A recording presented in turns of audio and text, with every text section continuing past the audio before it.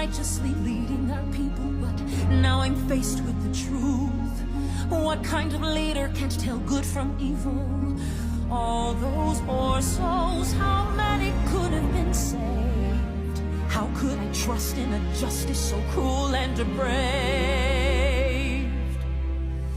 One seeks an answer that one cannot grant her. You're looking for light, only you can ignite.